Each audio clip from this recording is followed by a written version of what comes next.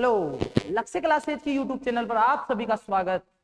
आज क्लास 12 का first chapter start करने वाले हैं और इसी चैनल पर आपकी कंप्लीट केमिस्ट्री आने वाली है। फर्स्ट चैप्टर का नाम है विलयन। विलयन की शुरुआत करेंगे। विलयन समझाने से पहले दोस्तों मैं आपको मिश्रण के बारे में बताऊंगा, क्योंकि मिश्रण और विलयन कहीं ना कहीं एक दूसरे से संबंधित होते हैं। तो मिश्रण के बारे में पढ़ेंगे। सबसे पहले मिश्रण क्या होता है, मिश्रण को समझाऊंगा मैं।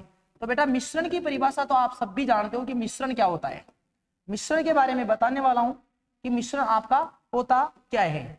कि सर दो या दो से अधिक शुद्ध पदार्थों का संगठन, दो या दो से अधिक शुद्ध पदार्थों का संगठन आपका क्या होता है, मिश्रण होता है। दो या दो से अधिक शुद्ध पदार्थों का संगठन मिश्रण होता है। जैसे कोई से भी दो पदार्थों को आप मिला दो, उन दोनों पदार्थों को मिलाने से जो भी नया सब्सटेंस बनता है, नया पदार्थ बनता है, उसको आप क्या बोल सकते हो, मिश्रण बोल सकते हो। जैसे एग्जांपल के तौर पे मैं आपको समझाऊं कि एल्कोहल जानते हो ना, एल्कोहल को सभी जानते हैं। एल्कोहल क्या होता है बेटा, एल्कोहल को किस में मिला दो, जल में, तो क्या बनता है भैया, शराब। क्या बनता है, शराब। शराब तो ट्रेंडिंग में है, तो एल्कोहल और जल का मिश्रण क्या कहलाएगा, आपका शराब कहलाएगा। ये भी एक प्रकार का आपका क्या है, मिश्रण है। इसी प्रकार आप नमक में क्या डाल दो, नमक को जल में मिला दो, तो नमक प्लस जल का मिश्रण। उसी प्रकार कुछ मिश्र धातुएं होती है, मिश्र धातुएं भी मिश्रण ही होती है दो या दो से अधिक धातुओं का। तो जैसे आपकी तौर पीतल जानते हो, पीतल किन धातु की मिश्र धातु होती है। जैसे आपकी पीतल होती है, वो किसकी होती है, जिंक धातु प्लस निकल धातु, जिंक धातु प्लस निकल धातु की क्या होती है, मिश्र धातु होती है। जैसे कांसा होती है, कांसा किन धातुओं की मिश्र धातु होती है। सर कांसा बनती है कॉपर धातु से और टिन धातु से। कॉपर और टिन धातु से मिलकर कौन सी मिश्र धातु बनती है, सर कांसा बनती है। इसके अलावा आपकी एक फेमस मिश्र धातु है जर्मन सिल्वर।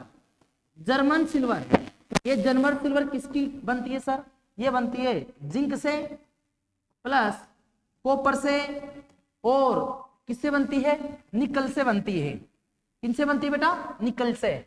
तो अब तक क्या पढ़ाया आपको, अभी तक जो पढ़ाया एक बार आपके दिमाग में डालना चाहूंगा कि सर दो या दो से अधिक शुद्ध पदार्थों का जो भी संगठन होता है, उस संगठन को आप मिश्रण बोल सकते हो। और मिश्रण के ये सब एग्जाम्पल है, एल्कोहल प्लस जल से मिलकर बनता है शराब, नमक प्लस जल का मिश्रण होता है। इसके अलावा पीतल होती है, वो पीतल किन दो धातुओं की मिश्र धातु होती है, जिंक और निकल की मिश्र धातु होती है। जो कांसा होता है वो कॉपर और टिन धातु का मिश्र धातु होता है। और दोस्तों जर्मन सिल्वर भूलना मत, 12th क्लास बोर्ड एग्जाम 2023 में पूछा गया है कि जर्मन सिल्वर किन दो धातु की मिश्र धातु होती है, ये होती है जिंक, कॉपर और निकल की मिश्र धातु होती है। और आप एक चीज और जानते हो कि आजकल लेडीजों में एक प्रॉब्लम चल रही है कि पैरों में घुटने दर्द करते हैं, उनके पैरों में हड्डियां कमजोर हो जाती है। तो इसका रीजन क्या होता है, जल में बेटा फ्लोराइड आयन पाए जाते हैं। जल में कौन सा आयन पाया जाता है, फ्लोराइड आयन। तो जल और फ्लोराइड का मिश्रण होता है ना, इसमें जो फ्लोराइड आयनों की जो मात्रा होती है वो कहीं ना कहीं अपने दैनिक जीवन में जो एवरीडे लाइफ होती है इसको कहीं ना कहीं अफेक्ट करती है। तो जल में पहला इंपॉर्टेंट पॉइंट बताने जा रहा हूं मैं आपको, जल में फ्लोराइड आयनों की मात्रा, जल में फ्लोराइड आयनों की मात्रा कितनी हो, 1.0 ppm हो। ppm का मतलब पार्ट्स पर मिलियन। जल में फ्लोराइड आयनों की मात्रा कितनी हो, पार्ट्स पर मिलियन, मतलब 1.0 ppm हो। तो बेटा तो ये जो मात्रा है ये किसको रोकती है, दंत सरण को रोकती है। दंत सरण का मतलब सर टूथ डिकई। दंत सरण को क्या करती है, दंत सरण को रोकती है। जल में फ्लोराइड आयनों की मात्रा क्या काम करती है, दंत सरण को रोकती है। बेटा ये जो मात्रा है जल में फ्लोराइड आयनों की मात्रा, फ्लोराइड आयनों की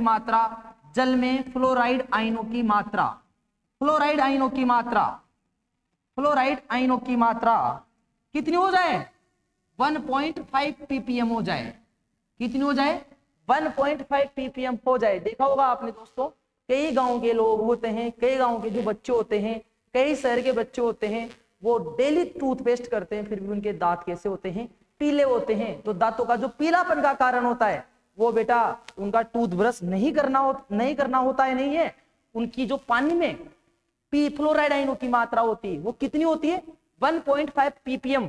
तो बेटा अगर जल में फ्लोराइड आयनों की मात्रा 1.5 ppm हो तो क्या करती है? यह मात्रा दांतों को कुरबरीत, एनसीईआरटी का वर्ड बोल रहा हूं, कुरबरीत का मतलब क्या होता है बेटा? पीलापन दांतों में क्या कर देती है? पीलापन कर देती है, कुरबरीत कर देती है। इसी प्रकार अगर बेटा क्लोराइड आयनों के बारे में और बताना चाहूं मैं आपको, कंप्लीट 12th क्लास एनसीईआरटी यहां पर पढ़ा रहा हूं मैं आपको कि अगर जल में जो फ्लोराइड आयनों की मात्रा है, जल में फ्लोराइड आयनों की मात्रा किससे अधिक हो जाए? फ्लोराइड आयनों की मात्रा 1.5 ppm से ज्यादा हो जाए, 1.5 ppm से क्या हो जाए? अधिक हो जाए। जल में अगर फ्लोराइड आयनों की मात्रा 1.5 ppm से अधिक हो जाए तो क्या होगा दोस्तों? अधिक हो जाए तो बेटा यह किसके रूप में करता है? इसका जहरीला प्रभाव होता है। कैसा प्रभाव होता है? जहरीला प्रभाव होता है। इसका कैसा प्रभाव होता है दोस्तों? जहरीला प्रभाव होता है। तो याद रखना, भूलना मत, एनसीईआरटी की लाइन बाय लाइन है, यहां से क्वेश्चन आता है। तो जल में फ्लोराइड आयनों की मात्रा 1.0 ppm हो तो दंत सरण को रोकती है, मतलब दांतों को टूटने से बचाती है, अच्छी होती है अपने लिए। जल में अगर फ्लोराइड आयनों की मात्रा 1.5 ppm हो तो दांत कैसे कर देती है? पीले कर देता है। ऐसा जो पानी होता है उसको यूज करने पर दांत कैसा हो जाता है बेटा? दांत पीले हो जाते हैं। अगर जल में फ्लोराइड आयनों की मात्रा 1.5 ppm हो तो बेटा ये अपने शरीर के लिए जहरीला प्रभाव दिखाती है, मतलब ऐसा पानी पीने से व्यक्ति की मृत्यु भी हो सकती है। एक लास्ट पॉइंट आपको मैं बताने जा रहा हूं इसका, कि जो आपका सोडियम फ्लोराइड होता है कंपाउंड, सोडियम फ्लोराइड, उसमें फ्लोराइड आयनों की मात्रा 1.5 ppm से अधिक होती है। सोडियम फ्लोराइड का उपयोग चूहों की जहर की दवा के रूप में होता है। किसके रूप में होता है? चूहों की जहर की दवा के रूप में होता है। तो बेटा अभी टॉपिक का जनरल परिचय चल रहा है, पहले मिश्रण समझा दिया पूरा, अब आपको कुछ फ्लोराइड आयनों की बारे में बता दिया। लेकिन बेटा मिश्रण को कहीं ना कहीं दो भागों में अपन डिवाइड कर सकते हैं। कितने भागों में? दो भागों में।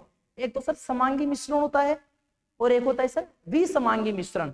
तो पहले मैं आपको ये समझाना चाहता हूं कि समांगी मिश्रण आपके क्या होते हैं। समांगी मिश्रण को समझेंगे, एक तरफ समझाऊंगा मैं आपको समांगी मिश्रण और एक तरफ आपको समझा दूंगा विसमांगी मिश्रण।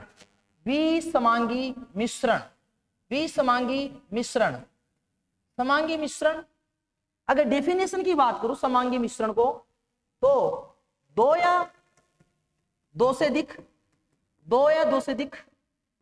घटकों का मिश्रण जिसमें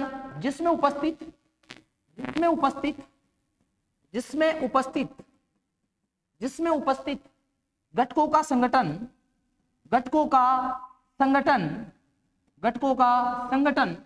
पूरे मिश्रण में एक समान हो, पूरे मिश्रण में क्या हो?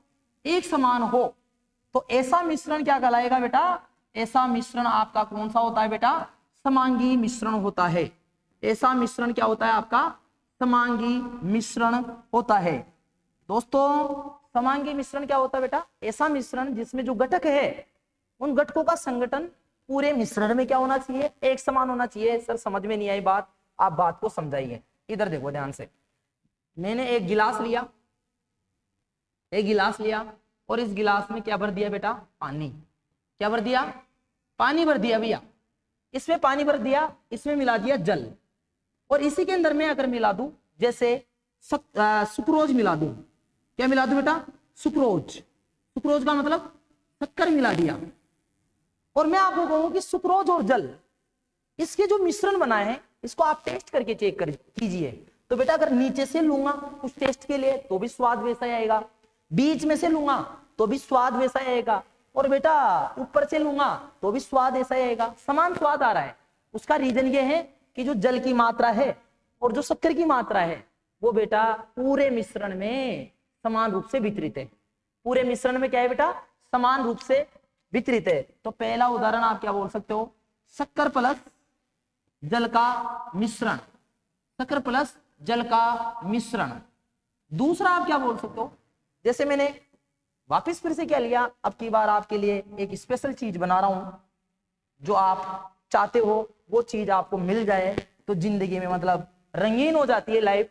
और रंगीन करने के लाइफ को रंगीन करने के लिए यहाँ पर सबसे पहले क्या भर रहा हूं बेटा, जल भर रहा हूं। देखो रंगीन हो जाएगी आपकी लाइफ, अभी थोड़ी देर में रंगीन बना दूंगा, जिंदगी में ऐसी रंग आएगी आपकी लाइफ में जो कम से कम 2-4 घंटे तो चलेगा ही चलेगा। क्या, जल, और जल में क्या मिला दूंगा भैया जी, जल में मिला दूंगा एल्कोहल। जल में क्या मिला दूंगा, एल्कोहल। और एल्कोहल और जल को मिलाने पर टेस्ट कीजिए, क्या कीजिए बेटा, टेस्ट। तो बेटा बताओ रंगीन होगी नहीं होगी लाइफ, कम से कम 2 घंटे के लिए रंगीन हो जाएगी। तो एल्कोहल और जल को मिलाया, अब मैं आपको बोलूं कि ऊपर से टेस्ट करो, मतलब जो मिश्रण बना उसको ऊपर से टेस्ट करो, सर स्वाद कैसा आएगा। एल्कोहल सर स्वाद में कड़वा होता है तो कड़वाएगा, बीच में से भी टेस्ट कैसा आएगा, कड़वाएगा, नीचे से भी टेस्ट कैसा आएगा, कड़वाएगा। और कड़वा जो कड़वापन है वो भी बराबर होगा या कम ज्यादा होगा, क्या नीचे का ज्यादा कड़वा लगेगा, क्या बीच का कड़वा ज्यादा लगेगा या ऊपर का कड़वा ज्यादा लगेगा, ऐसा नहीं होगा ना। जो टेस्ट ऊपर की तरफ से आ रहा है वही बीच में से आ रहा है और वही नीचे से आ रहा है। इसका रीजन क्या है कि समांगी मिश्रण में जो आप घटक डाल रहे हो, जो जल और एल्कोहल मिला रहे हो, इसकी मात्रा पूरे मिश्रण में बराबर बराबर बटी हुई है। ऐसा नहीं कि एक जगह जल ज्यादा है और एक जगह एल्कोहल ज्यादा है। एल्कोहल और जल पूरी तरह बराबर मात्रा में वितरित है, समान मात्रा में वितरित है, तो स्वाद भी कैसा रहेगा, समान। तो दूसरा एग्जांपल आप क्या लिख सकते हो बेटा, एल्कोहल प्लस जल का मिश्रण, एल्कोहल प्लस जल का मिश्रण। अभी रुक जाओ, अभी एक और चीज करते हैं, थोड़ा और समझा देता हूं मैं आपको ताकि आपको आ जाए। एक और अब की बार बाल्टी ली है, बाल्टी बड़ा बर्तन लिया है क्योंकि गर्मी का टाइम है और गर्मी में आप भी जानते हो शिकंजी पीना बहुत पसंद करते हैं लोग। शिकंजी से ठंड मिलती है शरीर में। तो शिकंजी कैसे बनाते हैं, आज शिकंजी बनाना मैं आपको सिखा रहा हूँ और आप भी बना के देखिए, स्वाद कैसा लगता है इसको देखिए, मजा आ जाएगा आपको। तो बेटा क्या करना है, बिल्कुल सर सबसे पहले शिकंजी के लिए क्या लेते हैं सर, शिकंजी के लिए सर पानी, इसके अंदर क्या ले लिया बेटा, जल ले लिया, फिर क्या मिलाया आपने सर, नींबू का रस, ये बना दिया नींबू का रस, नींबू का रस मिला दिया। फिर क्या चाहिए आपको सर, शिकंजी में नमक भी डालते हैं, क्या डालते हैं बेटा जी, नमक डालते हैं। और क्या बच गया सर, थोड़ा सा मीठापन आ जाए इसलिए शक्कर भी मिलाते हैं।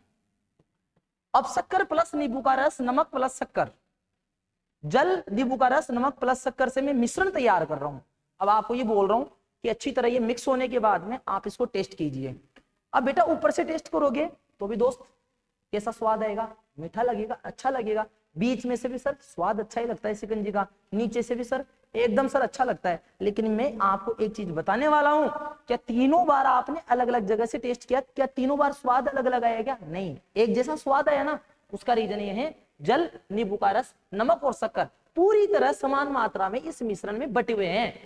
ऐसा नहीं है सर कि शक्कर कहीं ज्यादा है, नमक कहीं कम है, जल की मात्रा कहीं कम है, कहीं मतलब आपका नींबू का रस ज्यादा हो गया, ऐसा नहीं होता है। समांगी मिश्रण में 2 या 2 से जो भी घटक मिला रहे हो, उनका जो संगठन है, उनकी जो मात्रा है वो पूरे मिश्रण में क्या होता है, एक समान होता है। बेटा ये तो मैंने किसकी बात की, समांगी मिश्रण के आपके सामने अच्छे से बात की।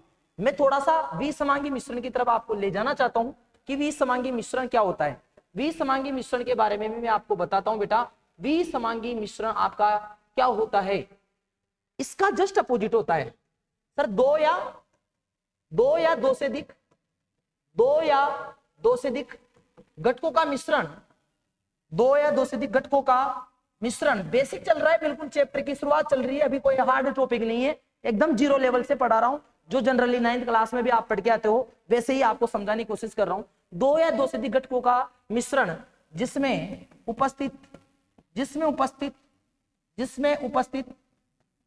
उपस्थित घटकों का संगठन घटकों का संगठन पूरे मिश्रण में क्या ना हो, पूरे मिश्रण में एक समान ना हो, एक समान नहीं होता है, पूरे मिश्रण में एक समान नहीं होता है, तो ऐसा मिश्रण आपका क्या कहलाता है बेटा, विसमांगी मिश्रण कहलाता है। कुल मिला के समझ रहे हो आप कि विसमांगी मिश्रण में मेरे दोस्त, मेरे लाडले, कि जो आप घटक मिलाओगे वो घटक समान रूप से वितरित नहीं रहेंगे। एग्जाम्पल से समझाओ सर, हम तो एग्जाम्पल से समझ में आता है आपको। ये देखो, जैसे मैंने एक क्या ले लिया बेटा, एक गिलास ले लिया, और इस गिलास के अंदर पहले क्या ले लिया, इस गिलास के अंदर पहले बेटा जी, इस गिलास के अंदर मैंने क्या लिया, पहले गिलास दोबारा बनाता हूँ बेटा, ये गिलास बना दिया, ये कांच का गिलास है, बहुत अच्छा, इसको डिजाइन आपके लिए ही किया है अभी जस्ट। और इसके अंदर मैंने क्या मिला दिया बेटा, सबसे पहले पानी मिला दिया। क्या मिला दिया, पानी मतलब जल, और जल के अंदर मैं रेत मिलाऊं, रेत, तो बेटा क्या रेत के कण जल के अंदर डिजोल्व हो जाएंगे, क्या बराबर मात्रा में बढ़ जाएगी, नहीं सर ऐसा नहीं होगा। रेत के कण हैं, वो रेत के कण तो सर नीचे विलयन में आकर नीचे बैठ जाएंगे, यहाँ पर बैठ जाएंगे, ये रेत के कण तो नीचे की तरफ बैठ जाएंगे। बताओ अब समांगी होगा या विसमांगी, बिल्कुल सर विसमांगी मिश्रण होगा, क्योंकि जो आपने घटक लिए हैं मिश्रण में उनकी मात्रा पूरी तरह समान रूप से वितरित नहीं है। इसी प्रकार आप चाहो तो एक और एग्जाम्पल से समझ सकते हो। वापिस एक और गिलास बनाया, और ये आपके लिए ही स्पेशल प्रकार से डिजाइन किया जा रहा है। इसके अंदर मैंने क्या बना दिया बेटा, इसके अंदर मैंने जल, क्या मिला दिया, जल मिला दिया, और जल में मैं बेटा तेल मिला दूं, तेल, ऑयल, तो क्या सर तेल होता है वो जल में घुल जाता है, क्या तेल की मात्रा जल की मात्रा पूरे मिश्रण में एक जैसी रहेगी, ऐसा नहीं होता है ना बेटा, क्योंकि तेल और जल के तो कभी दोस्ती हो ही नहीं सकती। तेल और जल होते हैं वो कभी एक दूसरे में नहीं घुलते हैं, ये तो बेटा जानी दुश्मन होते हैं। तेल तो ऊपर आ जाता है और जल नीचे रह जाता है, लेकिन इनकी दोस्ती भी कराएंगे, आपसे वादा है। एक टाइम ऐसा आएगा, एक प्रैक्टिकल ऐसा कराऊंगा कि तेल को किसके अंदर गोल दूंगा मैं, जल के अंदर गोल दूंगा, जो कि होता नहीं है, लेकिन बीच में कोई तीसरा इंसान आएगा जो इनकी दोस्ती करा देगा, और दोस्ती के बाद में तेल किसके अंदर घुल जाएगा, जल के अंदर घुल जाएगा। तो बेटा तेल और जल का जो मिश्रण है, तेल प्लस जल का मिश्रण, तेल प्लस जल का मिश्रण भी कौन सा मिश्रण है, विसमांगी मिश्रण है। तो मेरे दोस्तों ये बात तो किसकी कंप्लीट हो गई, मिश्रण की पूरी तरह कंप्लीट हो गई। दो या दो से अधिक सूक्ष्म पदार्थों का संगठन मिश्रण होता है, ये सब मिश्रण के एग्जाम्पल है। मिश्रण को फिर मैंने दो भागों में डिवाइड किया, एक समांगी मिश्रण और बेटा दूसरा कौन सा, विसमांगी मिश्रण। दूसरा कौन सा बेटा, विसमांगी मिश्रण। समांगी मिश्रण क्या होता है सर, दो या दो से अधिक घटकों को जब एक दूसरे में मिलाते हैं और उनका संगठन, उनकी मात्रा बराबर रूप से बटी होती है, तो समांगी मिश्रण होते हैं। ये सब मैंने आपको एग्जाम्पल बता दिए। विसमांगी मिश्रण जस्ट उसका अपोजिट होता है, इसमें उपस्थित घटकों की मात्रा होती है वो समान रूप से नहीं बटी रहती है। अब चलते हैं बेटा विलयन की तरफ। अब चैप्टर की शुरुआत करते हैं। चैप्टर की शुरुआत यहां से होती है। विलयन क्या होता है, विलयन के बारे में आज अपने को समझना है। विलयन, सॉल्यूशन क्या होता है, सॉल्यूशन। तो दोस्तों मैं आपको बताना चाहूंगा विलयन क्या होता है, विलयन की डेफिनेशन बताना चाहूंगा सबसे पहले, ताकि डेफिनेशन से आपको अच्छे से समझ में आ जाता है। डेफिनेशन क्या होगी सर, दो या दो से अधिक पदार्थों का दो या दो से अधिक पदार्थों का समांगी मिश्रण, दो या दो से अधिक पदार्थों का समांगी मिश्रण क्या होता है, समांगी मिश्रण विलयन होता है। मतलब विसमांगी मिश्रण तो विलयन होता ही नहीं है।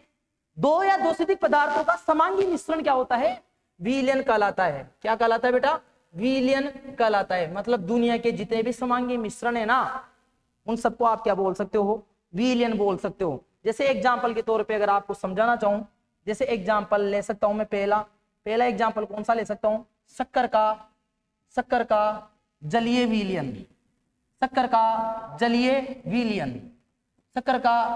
विलयन। दूसरा क्या ले सकता हूं, एल्कोहल का जलीय विलयन।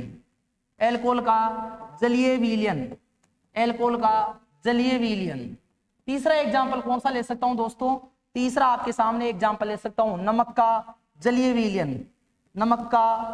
विलयन। ये सबके सब क्या है बेटा, समांगी मिश्रण है। नमक प्लस जल समांगी मिश्रण है ना, तो विलयन होगा। एल्कोहल प्लस जल समांगी मिश्रण है, तो क्या होगा, विलयन होगा। शक्कर प्लस जल समांगी मिश्रण है, तो विलयन होगा। क्योंकि दुनिया के दो या दो से अधिक पदार्थों के जो भी समांगी मिश्रण होते हैं वो सब आपके दोस्त क्या होते हैं, विलयन होते हैं।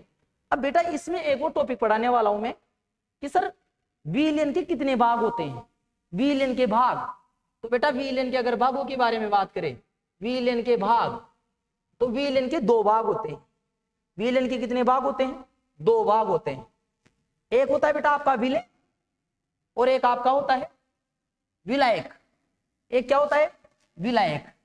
एक विलेय होगा और दूसरा होगा विलायक।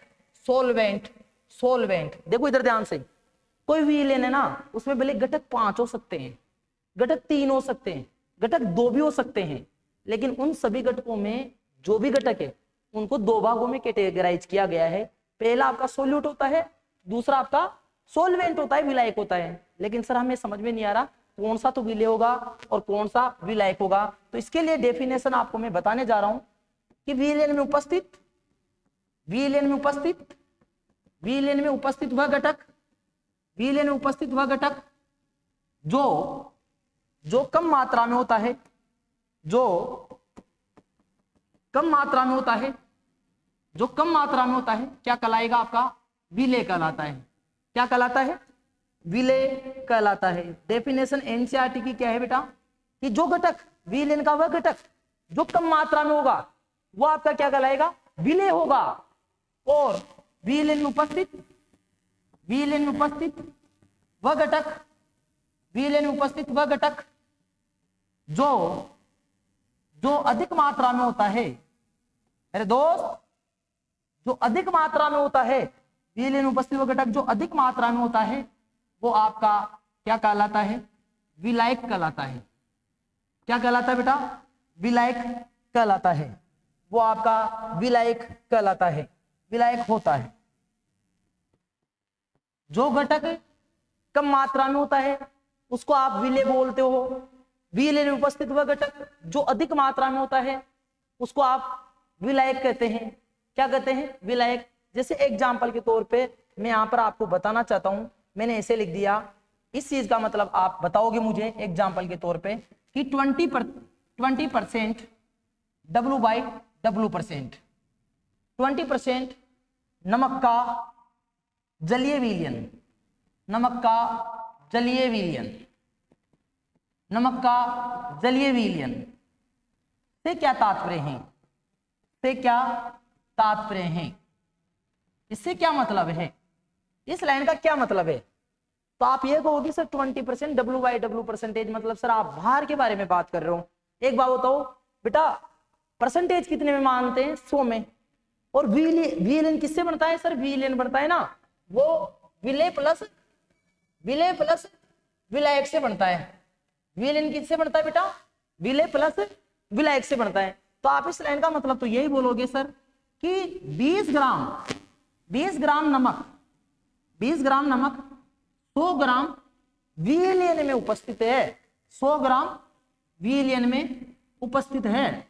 20 ग्राम नमक 100 ग्राम विलेन में उपस्थित है। एक चीज बताओ रे बेटा, नमक की मात्रा कितनी आ गई मेरे लाडलो? 20 ग्राम आ गई। और बेटा कौन सा विलयन है? जलीय विलयन। तो दूसरा जो भाग है वो कौन है? जल। तो जल का भार नहीं बता सकते कि आप सर टोटल विलयन 100 है, उसमें से 20 ग्राम नमक है तो बेटा 80 ग्राम क्या आ गया? जल आ गया। अब दोस्तों मैं एक चीज पूछूं आपसे कि विलेय की मात्रा, विलेय कौन सा है, विलायक कौन सा है? तो आप बोलोगे सर विलेय में उपस्थित वह घटक जो कम मात्रा में होता है वो विलेय होता है, और विलेय में उपस्थित वह घटक जो अधिक मात्रा में होता है वो विलायक कहलाता है।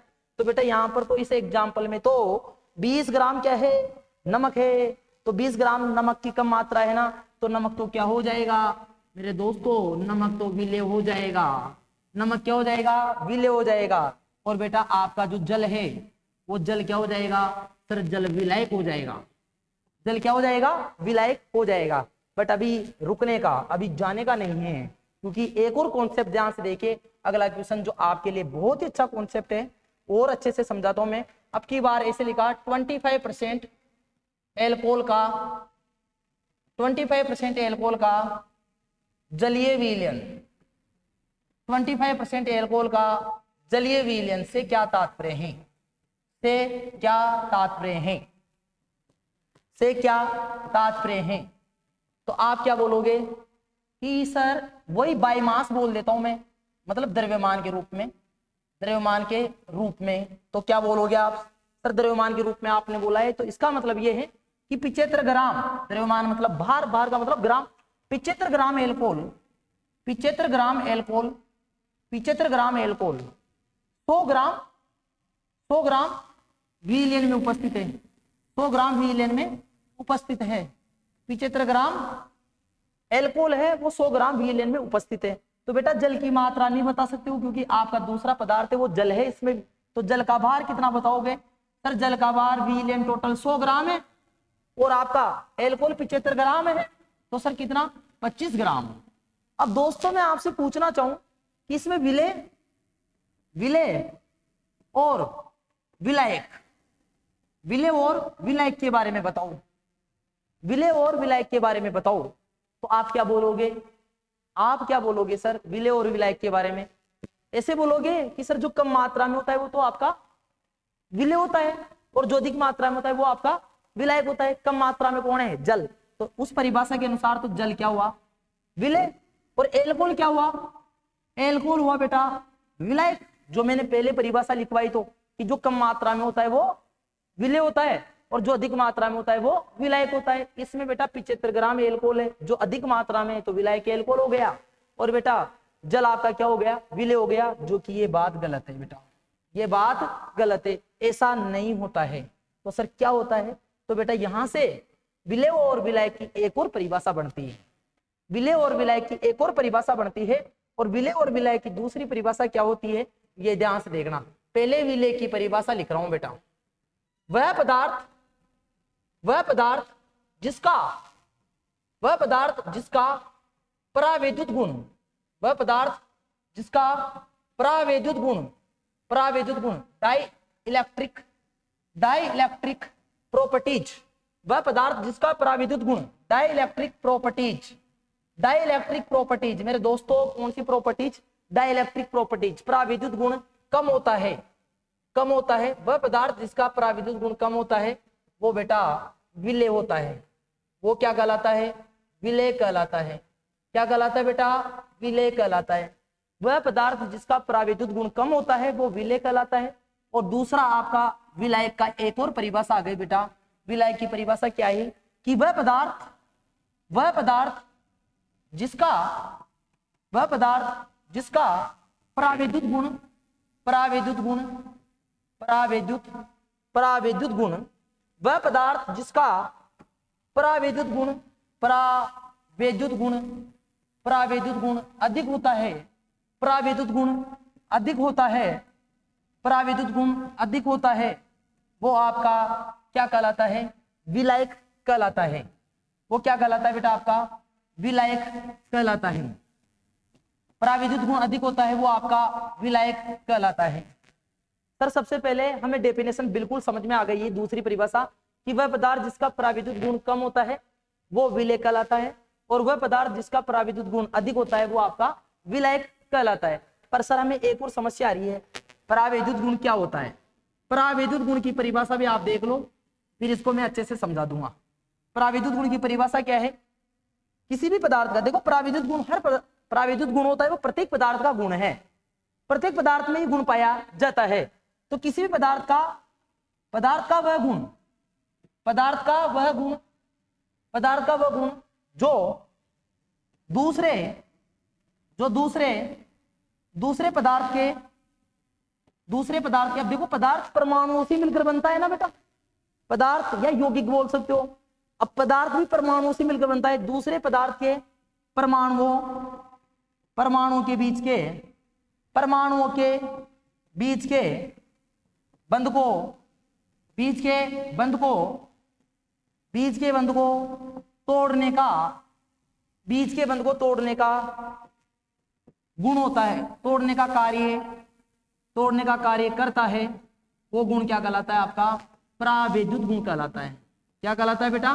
परावैद्युत गुण कहलाता है, परावैद्युत गुण कहलाता है। इधर ध्यान से देखो बेटा, विलेय वह पदार्थ जिसका परावैद्युत गुण कम होता है वो विलेय होता है और वह पदार्थ जिसका परावैद्युत गुण अधिक होता है वो आपका विलायक होता है। और परावैद्युत गुण क्या होता है? किसी भी पदार्थ का वह गुण जो दूसरे पदार्थ के परमाणुओं के बीच को बंध को तोड़ने का कार्य करता है, परावैद्युत गुण कहलाता है। बेटा बचपन में आप सब भी जानते हो एग्जाम देने जाते थे तो अपने पापा आगे पीछे, जब छोटे होते तो पीछे बैठने पर वो एग्जाम देने के लिए फीट नीचे रखते हैं ना, उसको अपन हवा में लेते थे। हवा क्या करती थी, उसके ऊपर फोर्स लगाती थी, फिर फोर्स लगाती थी, वो पीछे जाता था। मतलब हवा उसके बीच के जो परमाणुओं के बीच में बॉन्ड है उसको तोड़ने का कार्य करती थी। मतलब हवा में भी कौन सा गुण होता है, पराविद्युत गुण। अब थोड़ा सा ध्यान से समझो मैं आपको क्या समझाना चाह रहा हूं। जैसे मैंने ये एक गिलास बनाया और इस गिलास में मैंने क्या भर दिया बेटा, गिलास में भर दिया पानी। सर ये पानी आपने भर दिया, ये H2O भर दिया, H2O को मैं HOH भी लिख सकता हूं। बिल्कुल सर लिख सकते हो, कोई दिक्कत वाली बात नहीं है। और बेटा एक AB पदार्थ इसमें डाल दिया। अगर AB पदार्थ का पराविद्युत गुण ज्यादा होता तो क्या होता, जल के अणुओं को ये तोड़ देता। जल में जो हाइड्रोजन और ऑक्सीजन के बीच के बॉन्ड को तोड़ देता तो जल किसके अंदर घुलता, जल AB के अंदर घुलता। लेकिन बेटा जल का पराविद्युत गुण केवल हवा से कम होता है और सबसे अधिक होता है, तो जल क्या करता है, इस बॉन्ड को तोड़ देता है। तो बेटा ये A+ और B- में टूट जाता है और AB पदार्थ किसके अंदर घुल जाता है, AB पदार्थ किसके अंदर घुल जाता है, जल के अंदर घुल जाता है। अब मैं आपको बता रहा हूं जल के, हवा को छोड़कर जल का पराविद्युत गुण सबसे हर प्रत्येक पदार्थ से ज्यादा होता है। तो अब एक चीज बताओ आप, यहां पर भले ही एल्कोहल की मात्रा ज्यादा है और जल की मात्रा कम है, लेकिन पराविद्युत गुण किसका ज्यादा होता है, जल का होता है। तो जिसका पराविद्युत गुण ज्यादा होता है वो आपका क्या कहलाता है, विलायक। तो बेटा यहाँ पर विलायक कौन रहेगा, आपका जल रहेगा, और विलय कौन रहेगा दोस्त, एल्कोहल रहेगा। बताओ आई बात नहीं आई समझ में आई सर, पूरी तरह बात समझ में आ गई कि सर 75% एल्कोहल के जलीय विलयन से तात्पर्य ये है कि 75 ग्राम एल्कोहल 100 ग्राम विलयन में उपस्थित है, तो जल का भार 25 ग्राम हो गया और विलय आपका एल्कोहल हुआ और विलायक आपका जल हुआ। क्योंकि बेटा जल का पराविद्युत गुण सबसे ज्यादा होता है हवा को छोड़कर, तो जल में आप कोई दूसरा पदार्थ डालोगे तो वो घुलेगा, जल घोलने का काम करेगा। अतः बेटा जल के अंदर कुछ भी डालो मोस्ट ऑफ द घुल जाते हैं। इस कारण बेटा जल को सार्वत्रिक विलायक भी कहा जाता है। जल को क्या कहा जाता है, सार्वत्रिक विलायक भी कहा जाता है। जल को सार्वत्रिक विलायक भी कहा जाता है, जल को सार्वत्रिक विलायक भी कहा जाता है, क्योंकि जल के अंदर जो भी डालते हो घोलने का काम करता है, क्योंकि जल का पराविद्युत गुण ज्यादा होता है और जो पदार्थ का पराविद्युत गुण ज्यादा होता है वो विलायक होता है, जिसका कम होता है वो विलय होता है। नेक्स्ट टॉपिक की तरफ चलते हैं, विलयन के प्रकार की तरफ चलते हैं बेटा, विलयन के गुण की तरफ चलते हैं। पहले तो विलयन के गुण क्या होते हैं थोड़ा सा समझाने की कोशिश करूंगा मैं। पहला गुण समझाऊंगा बेटा, एक चीज बताओ, मैं आपको ये चीज कह रहा हूं कि जैसे मैंने अब की बार यहां पर समझाने के लिए, वापिस आपको समझाने के लिए बेटा, यहां पर मैंने एक गिलास बना रहा हूं, एक गिलास बनाया और इस गिलास के अंदर क्या मिलाया सर जी, यहां पर आपने लिया जल, और जल की भौतिक अवस्था सर द्रव होती है। फिर सर ने फिर एक और क्या बनाया, गिलास बनाया, और ये गिलास लिया और इस गिलास के अंदर भी क्या मिलाया बेटा, इस गिलास के अंदर अब की बार मैंने कुछ नमक भर दिया, और नमक की भौतिक अवस्था कैसी होती है, ठोस।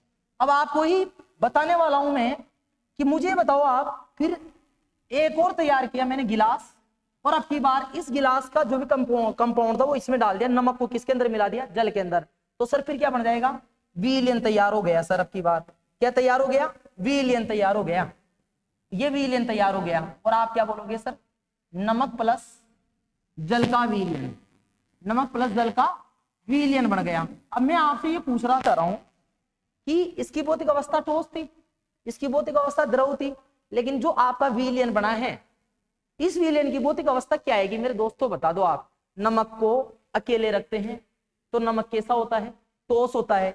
जल कौन सी अवस्था में होता है, द्रव अवस्था में होता है। लेकिन एक चीज बताओ आप, जल को और नमक को डिजोल्व करने के बाद में जो आपका नमक का जलीय विलयन बन रहा है, ये नमक का जलीय विलयन ठोस अवस्था का आएगा या द्रव अवस्था का आएगा। बहुत इंपॉर्टेंट पॉइंट है बेटा, आगे जाके बहुत काम में आने वाला है। सर जी ये तो द्रव अवस्था का आने वाला है। तो एक चीज नोटिस कर रहे हो आप कि सर विलयन की जो भौतिक अवस्था होती है, यहाँ पर जल विलायक है, जल यहाँ पर क्या है, विलायक, क्योंकि जल घोलने का काम करता है और जल का पराविद्युत गुण सबसे ज्यादा होता है, और नमक आपका विलय है। तो पहला गुण तो आपको पता चल ही गया होगा कि सर विलयन की भौतिक अवस्था होती है, विलयन की जो भौतिक अवस्था होती है, विलयन की भौतिक अवस्था सदैव किसके समान होगी, विलयन की भौतिक अवस्था सर विलायक की भौतिक अवस्था के समान होगी। विलायक की भौतिक अवस्था के समान होती है। जैसा विलायक होता है वैसा ही विलयन आपका तैयार होता है भौतिक अवस्था के आधार पर। तो विलयन की भौतिक अवस्था के विलयन की भौतिक अवस्था के वो विलयन की भौतिक अवस्था विलायक की भौतिक अवस्था के समान होती है। ये पहला विलयन का गुण है।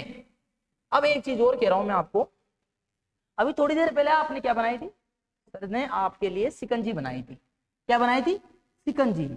गर्मी का माहौल है, शिकंजी अच्छी भी लगती है और पीना भी चाहिए क्योंकि शरीर को ठंड प्रदान करती है। तो शिकंजी बनाने के लिए आपने क्या लिया था सर? जल लिया था, बिल्कुल लिया था सर। और दूसरा क्या लिया था आपने? नमक। नमक के साथ में क्या लिया था? शक्कर ली थी सर।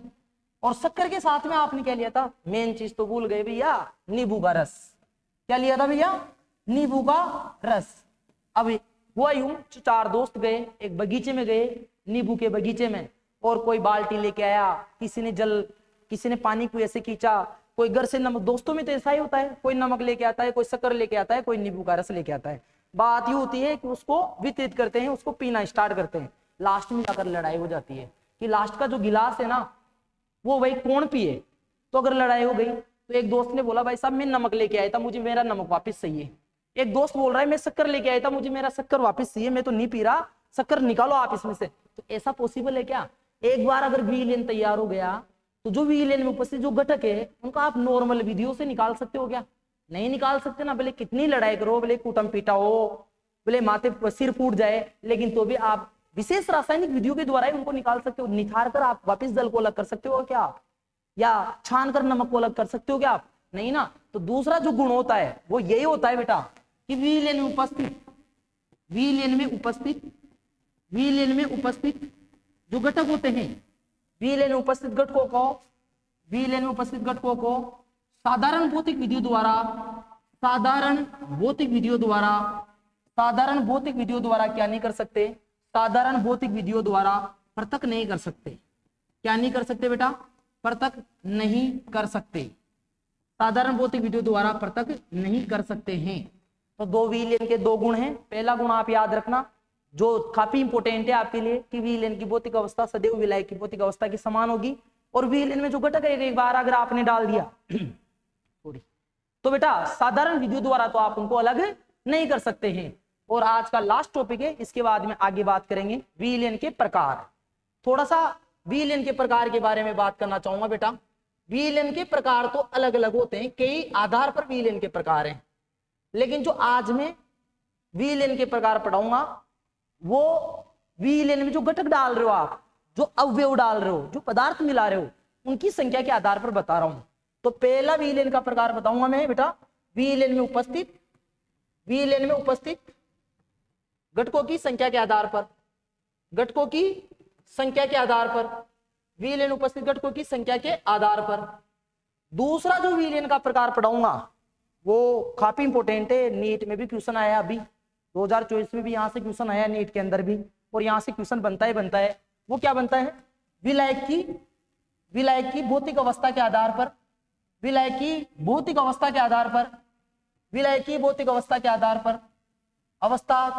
पर विलयन के प्रकार आधार पर। और तीसरा आपने सुना भी होगा, कोई तनु बोलते हैं, कोई सांद्र बोलते हैं। तनु विलयन क्या होते हैं, सांद्र विलयन क्या होते हैं?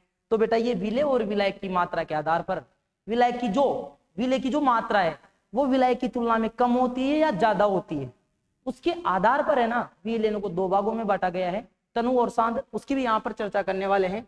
तो विलय एवं विलायक की मात्रा के आधार पर भी विलयन के प्रकार पढ़ेंगे। आज केवल लास्ट एक ही टॉपिक पढ़ेंगे, विलयन उपस्थित घटकों की संख्या के आधार पर विलयन कितने प्रकार के होते हैं। ये एक बड़ा टॉपिक है और ये भी एक बढ़िया टॉपिक है। कल इसका नेक्स्ट वीडियो आ जाएगा, उसमें अपन बात करेंगे। सबसे पहले अपन पहला जो पॉइंट है उसके बारे में तो पढ़ ही लेते हैं। विलयन में उपस्थित घटकों की संख्या के आधार पर तो पढ़ ही लेते हैं। विलयन उपस्थित घटकों की संख्या के आधार पर विलयन के प्रकार पढ़ ही लेते हैं। और अपना जो ये 12th क्लास का जो चैप्टर है उसमें केवल अपन बात करेंगे, अलग अलग पॉइंट है। तो इसके अंदर जो है वो जो पहला पढ़ा रहा हूं मैं आपको उसी के बारे में पूरे विलेन के अंदर चर्चा है, बाकी और विलेन के बारे में चर्चा नहीं है। एक विस्तृत अध्ययन करेंगे तो पहला जो पॉइंट पढ़ा रहा हूं इसी के बारे में करेंगे। पहला कौन सा होता है आपका? द्विअंगी विलियन। अब तो आप समझ ही जाओ यार भैया जी, द्विअंगी विलियन, दो अंग हो। द्विअंगी का मतलब इंग्लिश में भी लिखा देता हूं आपको, ताकि अगर इंग्लिश वाली टर्म्स भी आ जाए तो आप कंफ्यूज ना हो। इंग्लिश की टर्म्स है बेटा बाइनरी सॉल्यूशन।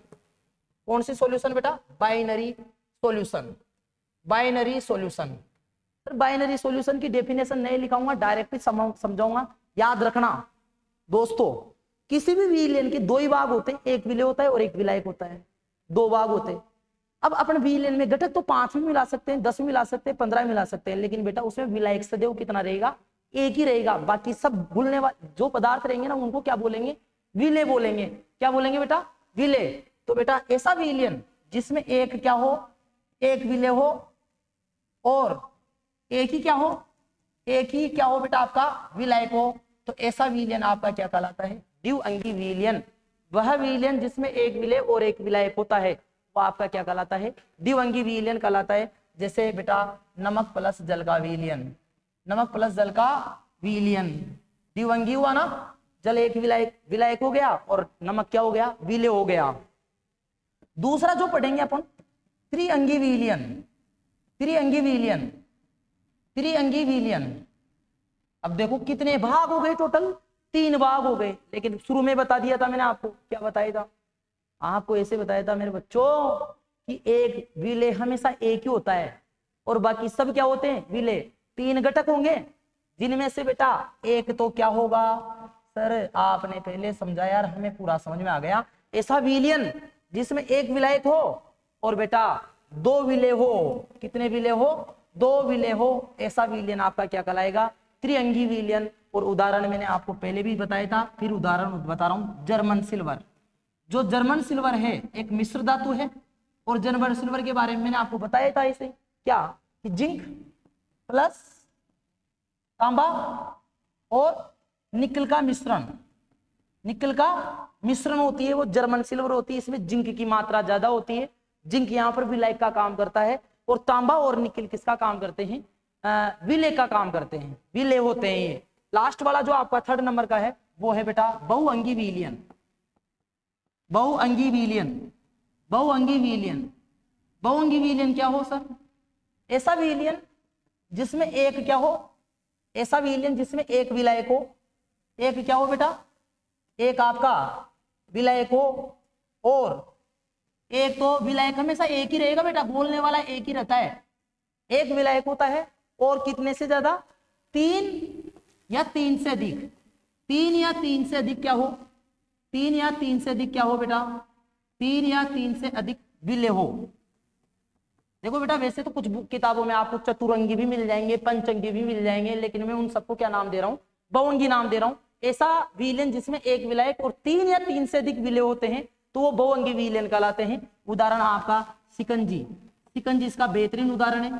कैसे बनता है? नमक प्लस नींबू का रस और शक्कर प्लस जल, शक्कर प्लस जल। तो जल यहाँ पर विलायक का काम करेगा, विलायक एक हो गया और ये तीनों क्या हो गए बेटा? विलेय हो गए। तो ऐसा विलेन आपका क्या कहलाएगा? बहुअंगी विलेन कहलाएगा। तो अपना जो 12th क्लास का और नीट का जो सिलेबस है उसमें त्रिअंगी और बहुअंगी विलेनों के बारे में चर्चा नहीं है, इनके सिलेबस में नहीं है। अपन आगे जाके भी कौन सा टॉपिक पढ़ने वाले हैं बेटा? द्विअंगी विलेनों के बारे में पढ़ने वाले हैं। ऐसा विलेन जिसमें एक विलेय और एक विलायक हो वो आपके द्विअंगी विलेन कहलाएंगे। शुरू से लेकर अब तक ये पढ़ाया मैंने आपको, एक बार मैं आपका रिवीजन करवा देता हूं ताकि आपको समझ में आ जाए। पहले मैंने आपको मिश्रण के बारे में समझाया था। मिश्रण क्या होता है? 2 या 2 से अधिक शुद्ध पदार्थों का जो संगठन होता है वो मिश्रण होता है। ये सब उसके एग्जाम्पल बताए थे, पीतल, कांसा, जर्मन सिल्वर के बारे में बताया। फिर मैंने जल में जो क्लोराइड आयन होते हैं उनकी मात्रा के बारे में बताया कि सर 1.0 ppm मात्रा होती है, वो पार्ट्स पर मिलियन इसको कहते हैं, ppm को। वो सर दंत सरण को रोकती है। जल में जो फ्लोराइड आयनों की मात्रा अगर 1.5 ppm हो तो दांतों का पीलापन का कारण बन जाती है। और जल में अगर फ्लोराइड आयनों की मात्रा 1.5 ppm से हो तो जहरीला प्रभाव दिखाती है, जैसे सोडियम फ्लोराइड का उपयोग चूहों की जहर के लिए दवा के रूप में करते हैं। फिर विलेन को बांट दिया समांगी मिश्रण और 20 समांगी मिश्रण में आपको डिवाइड किया। कुछ आपको बताया कि अगर घटकों का संगठन एक समान हो तो वो समांगी होंगे, शक्कर जल का मिश्रण, एल्कोहल जल का मिश्रण। अगर संगठन एक समान नहीं हो तो विसमांगी मिश्रण है। फिर मैंने आपको विलयन की डेफिनेशन बताई कि दुनिया का प्रत्येक समांगी मिश्रण आपका विलयन होता है। एग्जाम्पल बता दिया। विलयन के 2 भाग बताए, विलय और विलायक बताया। विलय जो कम मात्रा में होता है वो होता है, विलायक वह घटक होता है जो अधिक मात्रा में होता है। एग्जाम्पल से समझाया भी सही कि 20% नमक का जलीय विलयन से क्या तात्पर्य है कि 20 ग्राम नमक 100 ग्राम विलयन में घुला हुआ है तो जल का भार सर विलय और विलायक से विलयन बनता है तो जल का भार कितना हो जाएगा सर 100 - 20 = 80। कम मात्रा में नमक था तो विलय बोल दिया, अधिक मात्रा में विलायक था, जल था तो विलायक बोल दिया। लेकिन आपको कंफ्यूज भी किया कि 75% एल्कोहल का जलीय विलयन से क्या तात्पर्य है। इसका मीन तो ये हुआ कि 75 ग्राम एल्कोहल 100 ग्राम विलयन में उपस्थित है तो जल की मात्रा सर 100 - 75 कर दो 25 ग्राम आ गई। अब इसके अनुसार तो क्या होना चाहिए था, अधिक मात्रा में एल्कोहल था तो 75 ग्राम एल्कोहल ले लिया तो इसको विलायक होना चाहिए था और जल को आपका विलय होना चाहिए था। लेकिन फिर मैंने तीसरी एक और परिभाषा बताई आपको कि वो परिभाषा केवल एनसीईआरटी में दी गई है, वहां पर कंफ्यूज होते हैं बच्चे, इसीलिए मैंने दूसरी परिभाषा बताई कि वह पदार्थ जिसका पराविद्युत गुण कम होता है वो विलय होता है और जिसका पराविद्युत गुण ज्यादा होता है वो आपका विलायक होता है।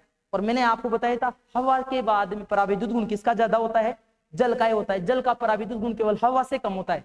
पराविद्युत गुण भी क्या होता है वो भी मैंने आपको समझाया कि प्रत्येक पदार्थ का एक ऐसा गुण होता है जो दूसरे परमाणुओं के बीच में बंध को तोड़ने का काम करता है। मतलब जल का पराविद्युत गुण ज्यादा है ना, तभी तो ए बी के बीच में बॉन्ड इसको तोड़ दिया, A+ में B- में तो घुल जाएगा। अगर जल का पराविद्युत गुण कम होता है, ए बी का ज्यादा होता तो इस बॉन्ड को तोड़ते तो जल घुलता, लेकिन यहाँ पर ए बी घुल रहा है ना। फिर मैंने आपको यही समझाया कि एल्कोहल की मात्रा भले ही ज्यादा है लेकिन एल्कोहल का पराविद्युत गुण जल की तुलना में कम होता है। एल्कोहल हमेशा विलय होगा और जल हमेशा विलायक होगा, इसी कारण जल को सार्वत्रिक विलायक भी कहा जाता है। विलयन के गुण आपको बताई दिए थे कि यहाँ जल लिया था, यहाँ नमक लिया था, नमक का जलीय विलयन बना था। जल द्रव अवस्था में होता है, नमक ठोस अवस्था में होता है। जलीय विलयन भी कैसा बनेगा, नमक का द्रव में, मतलब विलायक की भौतिक अवस्था और विलयन की भौतिक अवस्था क्या होगी, एक समान होगी। तो विलयन की भौतिक अवस्था विलायक की भौतिक अवस्था की समान होती। फिर मैंने आपको एग्जाम्पल दिया था, जल प्लस नमक शक्कर प्लस नींबू का रस डाला, लड़ाई हो गई, बोलने लग गए कि मेरे जो नमक डाला शक्कर डाला उसको वापस निकालो, जो कि पॉसिबल नहीं है साधारण विधियों द्वारा। तो विलयन में उपस्थित घटकों को साधारण भौतिक द्वारा पृथक नहीं किया जा सकता। विलयन के प्रकार में पढ़ा रहा था आपको, विलयन में उपस्थित घटकों की संख्या के आधार पर। इसके बारे में कल नेक्स्ट वीडियो में बात करेंगे। क्या बताया आपको कि विलयन में जो घटक होते हैं उनकी संख्या के आधार पर विलयन को 3 भागों में बांटा गया, द्विअंगी विलयन, त्रिअंगी विलयन, बहुअंगी विलयन। जिसमें एक विलय और एक विलायक होता है वो आपका द्विअंगी विलयन कहलाता है। त्रिअंगी एक विलायक और 2 विलय हो वो आपका त्रिअंगी होगा। बहुअंगी में भी विलायक एक ही होगा, कंफ्यूज मत होना, और विलय 3 या 3 से ज्यादा होते तो आपके बहुअंगी विलयन कहलाते हैं। और दोस्तों आज की क्लास के लिए बहुत बहुत शुक्रिया आप सभी का। नेक्स्ट वीडियो यहाँ पर आने वाला है और ये कहने वाला हूँ कि पूरे साल रेगुलर आपकी क्लास डलने वाली है। कोशिश करेंगे कि आपका पूरा सिलेबस यहाँ पर कंप्लीट करवाए। वीडियो को लाइक कीजिएगा, शेयर कीजिएगा। और लक्ष्य क्लासेज में आपको बताने वाला हूँ जो 2024 का जो परिणाम रहा है साइंस वर्ग का, विज्ञान वर्ग का, वो सर्वश्रेष्ठ रहा है। जिला मेरिट यहाँ पर से लक्ष्य क्लासेज देवली ने निकाली है और हमारा जो हीरो रहा है वो 97% के साथ लखन मेरा ने 97% के साथ जिले में टॉप किया है, देवली में टॉप किया है और हमारी कोचिंग लक्ष्य क्लासेस देवली का नाम रोशन किया है, घर वालों का भी किया है। तो आप सभी से रिक्वेस्ट करता हूं आइए आप भी आपके बेहतर परिणाम के लिए यहाँ से जुड़िए लक्ष्य क्लासेस से और कोशिश करेंगे कि आपको सर्वश्रेष्ठ परिणाम दे। शुक्रिया, धन्यवाद, थैंक यू।